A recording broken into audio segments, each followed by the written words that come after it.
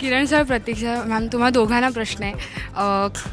एक जोडी कपल म्हणून तुम्ही येतात, ही भूमिका किती वेगळी होती? म्हणजे फॅमिलीजच्या मूवी तुम्ही दोघांनीही केल्या आहेत. चंद्रकांत सरांचा टच ॲज अ फॅमिलीला काय होता? मला फार छान वाटतं. म्हणजे मी आणि किरण आम्ही दामिनीमध्ये एकत्र होतो.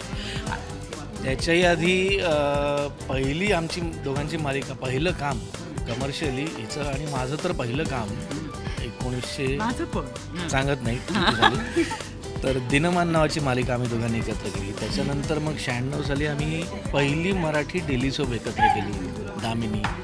आणि आता हा सिनेमा आम्ही करतो. त्यामुळे तो एक मजा होती, एक नॉस्टॅल्जिया होता. म्हणजे सगळ्याच गोष्टी होत्या. आणि आम्ही दोघंजण खूप छान प्रोडक्शनसाठी एकत्र आलो. ही तर फारच छान गोष्ट. कारण की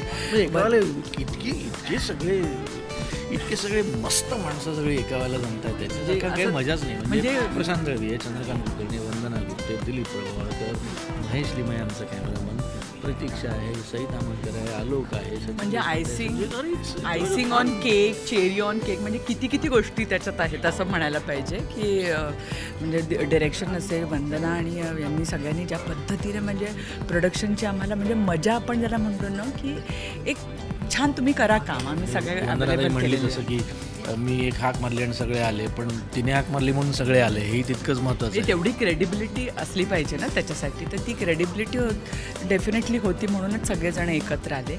आणि जेव्हा मला असं वाटतं की जेव्हा चांगल्या हेतूने सगळेजण एकत्र येतात, काहीतरी चांगलं द्यायचं, चांगलं करायचं, त्यावेळी मला वाटतं तो प्रवास अगदीच छान, एक ऑनेस्ट आणि असा तो छान प्रवास असतो. आणि तो छान झालेला प्रवास निश्चितपणे लोकांपर्यंत पण चांगल्याच याने तो परावर्तित होतो. त्यामुळे आम्ही अनुभवलेला आनंद, आम्ही घेतलेली मजा तितक्याच छानपणे ती फिल्ममध्ये आली. आणि ती मला वाटतं सगळ्यांना अनुभवायला मिळेल. सिनेमा म्हणून विचारशील ना, तर मी गंमत म्हणून सांगतो. काही दिवसांपूर्वी माझा एक मित्र मला म्हटला की अरे आम्ही जॉईंट फॅमिली राहतो ना, म्हणजे मी बायको आहे आणि आईवडील पण असतात. मी म्हटलं त्याला जॉईंट फॅमिली नाही म्हणत. तर तो पटकन म्हणला अरे नाही, तसं बरोबर आहे तुझं म्हणणं की ही काही जॉईंट फॅमिली नाही, पण म्हणजे सांगायची गोष्ट अशी की लोकांचा आता समज झालेला आहे की जॉईंट फॅमिली म्हणजे नवरा बायको आणि मुलं आहेतच, आता आईवडील पण राहतात, पण म्हणजे मग तुमची भावंडं, बहिणी, त्यांचं कोणी, असं सगळं. म्हणजे 3 रूम असल्या, 3 बेडरूम्स असल्या ना, तर घरातली 3-4-5 माणसं ती वेगवेगळ्या रूममध्ये आपापलं जगायला लागतात. आणि जेव्हा त्या घरातनं बाहेर पडून माणसं जेव्हा तर फारच आणि त्याच्यामध्ये पार्टिशन वाढायला लागतं. आणि मग आपण विसरूनच जातो की एकत्र कुटुंब पद्धती, सगळ्यांनी एकत्र येणं काय असतं. हे सगळे एकत्र या सिनेमामुळे आलेलो होतं आम्ही. नाही, पण मी तेच म्हणते, चित्रपटाबद्दल तर सगळीकडेच तसं म्हणजे सगळेच जण बोलले.